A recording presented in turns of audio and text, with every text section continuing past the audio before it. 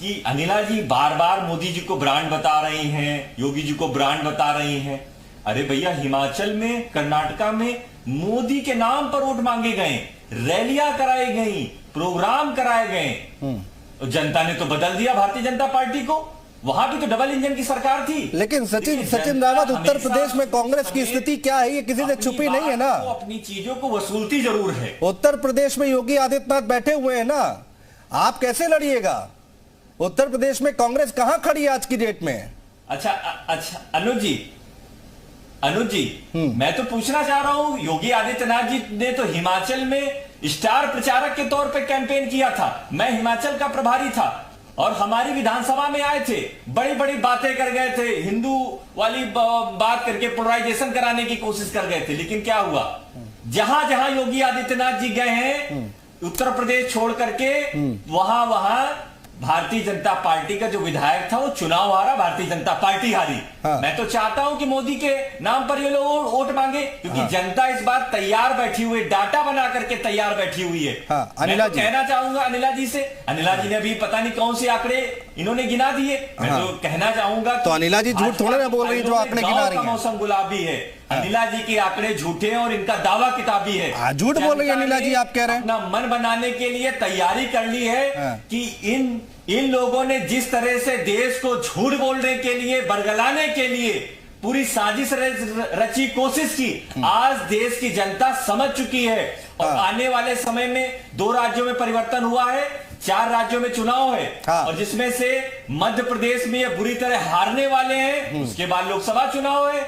अब तो मैं कहना चाहूंगा कि जिन पार्टियों का रजिस्ट्रेशन सिर्फ है, उनका नुमाइंदा सदन में नहीं है, उनको भी मोदी बुला रहे हैं। कितने विधायक जीते 22 के चुनाव में कांग्रेस के यूपी में? शेर एक अकेला था। आप इतनी बड़ी बड़ी बातें कर रहे हैं सचिन भाई, अकेला हो गया है। कितने विधायक जीते हैं?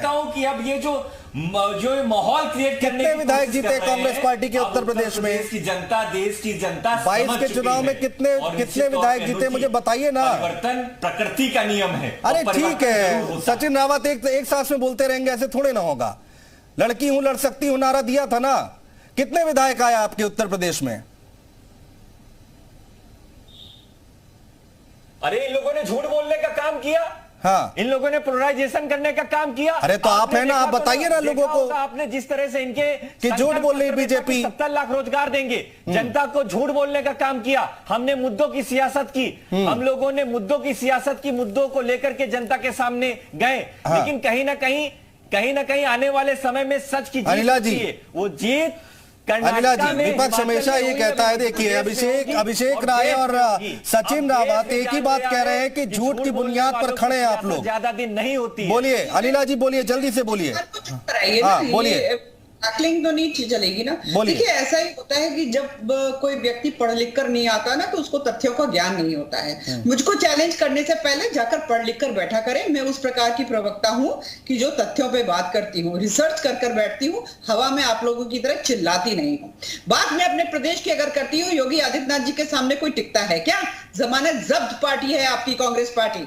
आप लोग पैरों में बैठे हुए हैं अखिलेश यादव के, ठीक है? आपका नेता अखिलेश यादव के पैरों में बैठा हुआ है। अरे आप हमारा साथ दे दो, हमारा साथ दे दो। मुख्यमंत्री योगी आदित्यनाथ जी उत्तर प्रदेश के बाहर जाकर के चुनाव में कैंपेन करते हैं, वहां चुनाव आ जाते हैं आप। दूसरी बात ये है, चुप होकर बैठिए। आप दुनिया भर की उल्टी सीधी बातें कर रहे थे, कैसे हार जाते हैं? अरे उत्तर प्रदेश की जनता को बड़ा मूर्ख बना लिया, बड़ा झूठ बोल लिया। अब जनता और जो बेरोजगार युवा है, जब रोजगार मांगते हैं तो उन पे लाठीचार्ज करवाती है आपकी सरकार। किस तरह की आपकी सरकार है? ठीक है, अनिला जी को कंप्लीट करने दीजिए। अनिला जी को कंप्लीट करने दीजिए। सचिन जी, अनिला जी को कंप्लीट करने दीजिए। मैं बात अपने नेता की कर रही हूँ। मैं बात यहाँ पे राष्ट्रीय प्रधानमंत्री और उत्तर प्रदेश के मुख्यमंत्री जी के बारे में बात कर रही हूँ। जमानत जब्त पार्टी वाला एक प्रवक्ता बैठकर बार बार मेरे को हैकल करे, ये ठीक बात नहीं। मैं इनके बीच में नहीं बोल रही। जमानत जब्त आप बार बार कह रही, लेकिन कांग्रेस पार्टी को बड़ा लाइटली ले लिया अनिला जी आपने। नहीं तो उत्तर प्रदेश इनको लाइटली ले रहा है। तो दूसरी बात ये है, डॉक्टर राय कह रहे थे कि भारतीय जनता पार्टी में जो महिला नेत्री हैं उन लोगों को कुछ पता ही नहीं होता। साहब, हम हवा पानी खा के जिंदा नहीं रहते, पता रहता है। मैं भी हूँ, भारतीय जनता पार्टी की कार्यकर्ता हूँ, परंतु गृहिणी भी हूँ, मुझे भी पता है। बताइए किस चीज का दाम मालूम करना है? टमाटर का पता करना है 120 रुपए किलो। अरे तो टमाटर 100 रुपए किलो आप नहीं खाते होंगे, जिस तरह से निर्मला सीतारमण जी ने कहा था कि प्याज लहसुन महंगा हो गया, हमने खाना छोड़ दिया है। पता करना है।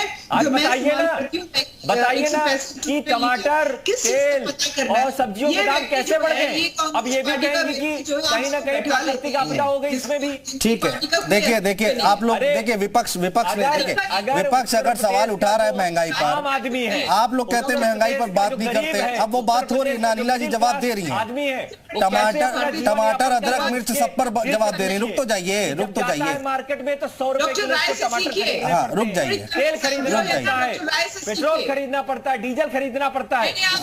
रुक जाइए, पेशेंस रखिए, मैं मौका दे रहा हूँ।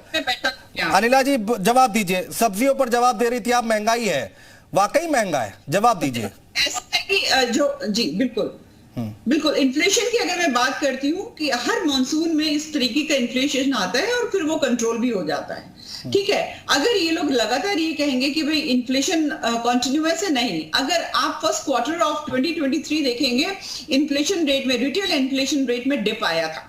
ठीक है, पर ये अगर नहीं जानबूझ के या अनजाने में जैसा भी है, अगर इनको स्टैटिस्टिक्स नहीं पता है तो उसका मैं कोई भी इलाज नहीं कर सकती हूँ। डॉक्टर राय ऑर्थोपेडिक सर्जन है, बहुत अच्छा इलाज करते हैं मरीजों का, परंतु अगर स्टैटिस्टिक्स के तहत अगर ये नहीं डिबेट करेंगे या कहेंगे कि रॉन्ग प्रोजेक्शन ऑफ फिगर्स है, तो ये गलत बात है, वो इलाज आपका ठीक नहीं है। परंतु हाँ, मैं ये जानती हूँ कि अच्छी डेमोक्रेसी के लिए मजबूत विपक्ष होना बेहद आवश्यक है। बहुत राज्यों में विपक्ष में बैठे हुए हैं, पर इसका मतलब ये नहीं है कि आप दूसरे को बोले कि हम झूठ बोल रहे हैं। अगर हम झूठ बोल रहे होते तो 4 बार उत्तर प्रदेश की जनता हमारे बोलिए। डॉक्टर साहब बहुत देर से शांत बैठे, पीयूष भाई आ रहा हूँ, इसके बाद सर मैं आ रहा हूँ, सर्वेश जी इसके बाद मैं आपके पास भी आ रहा हूँ, जल्दी से एक रिएक्शन ले लूं। बोलिए डॉक्टर साहब। मैं अनिला बहन को ये जरूर बताना चाहूंगा कि देखिए, जो आम आदमी है ना, जो मिडिल क्लास है और जो कहते हैं लोअर मिडिल क्लास है और जो गरीब तबका है हमारा, मैं अपर क्लास की बात नहीं कर रहा हूँ, वो बैंक के लोन से उस पर बढ़ता है। आप मुझे एक चीज बता दिया अनिला बहन कि पिछले 6 महीने में 2.4% रेपो रेट बढ़ा है। इससे महंगाई बढ़ी है कि नहीं बढ़ी है, मैं आपकी जजमेंट पे छोड़ देता हूँ। आप किसी भी फाइनेंशियल एक्सपर्ट से पूछ लीजिएगा, मेरे बड़े सारे फाइनेंशियल एडवाइजर्स हैं, बहुत सारे मित्र हैं। मैं डॉक्टर जरूर हूँ, मैं इलाज करता हूँ और सारी चीजें करता हूँ। मैंने जो खुद लोन ले रखा था वो 6.4% से इस टाइम 8.9% हो चुका है, 9.25% की तरफ बढ़ गया। तो ये मेरे जैसा अगर आदमी ये फेस कर रहा है, जो एक मिडिल क्लास का आदमी है, तो आप गरीब तबके की जनता के बारे में सोचिए। और आप कह रही महंगाई नहीं बढ़ी, तो मुझे कहते हैं ना कि कहते हैं कुछ चीजों में माननीय प्रधानमंत्री जी को, आप मणिपुर की घटना ले लीजिए, माननीय प्रधानमंत्री जी ने वहां यूएस में जाके बोला कि वी इन्वेस्टिगेट द गर्ल्स, ये बोला तो उनका स्टेटमेंट, जिसके ऊपर सीनेट के कई लोगों ने उनके ऊपर कमेंट्स भी लिखे, ट्वीट भी किया। अब मणि के ऊपर पे बोलने के लिए माननीय प्रधानमंत्री जी के पास, ठीक है, थोड़ा जल्दी पीयूष मिश्रा जी, ठीक है, मैं 5 सेकंड में खत्म वेट कर रहे हैं, वो बहुत देर से, जल्दी से 5 सेकंड में इन्वेस्टिगेट गर्ल्स कहा और मणिपुर की घटना पे 1 मिनट नहीं, अब वो मीडिया के चैनल में आके बोल देते हैं। कभी प्रेस इंटरव्यूज क्यों नहीं करते? उन्होंने किस मीडिया, इंडियन मीडिया को कब ब्रीफ किया, कब क्रॉस क्वेश्चंस ली, कब क्रॉस क्वेश्चंस लेंगे? ठीक है, क्रॉस क्वेश्चन मत ले मीडिया में, संसद में तो जवाब देते हैं। पीयूष मिश्रा जी, जो पार्टी झूठ बोलती है आप उसका साथ दे रहे हैं, ऐसा विपक्ष के लोग कह रहे हैं। देखिए अनुज जी, विपक्ष की दिक्कत क्या है कि उसको सब उल्टा ही दिखाई पड़ता है। इन्होंने इतनी सारी बातें बताई, ये क्या है एजेंडा लेके जाएंगे जनता की, ये बताना भूल गए। ये केवल खामियां और खामियां गिनाने में लगे हुए। अरे आप क्या करोगे, आप क्या करना चाह रहे, ये करना भूल गए। जो अच्छाइयां थी वो बताना भूल गए कि मोदी जी की अच्छाइयां क्या थी, केवल और केवल खामियों को लेकर गिनाए जा रहे हैं। तो ये खुद ही जानना है कि इनको जनता क्या रिजल्ट देगी और इनको कहाँ पहुंचाएगी। जहां तक रही साइकिल यात्रा की बात, आपको बता दूं 27 अक्टूबर इसी साल 2023 को आजमगढ़ में एक मार्टिनगंज है, वहाँ के एक इंटर कॉलेज के हम लोगों की एक जो हमारा स्थापना दिवस होता है, इनके साइकिल रैली तो चलती रहेगी। वहाँ अपना बता रहे हैं कि वहाँ पर एक संयुक्त रैली माननीय प्रधानमंत्री मोदी जी के साथ और योगी जी के साथ अभी उसके लिए समय लिया गया है। तो 27 अक्टूबर 2023 को ये आजमगढ़ से हम लोग अपनी चुनावी रैली करेंगे और स्थापना दिवस जो पार्टी का है इसका हम लोग आगाज करेंगे।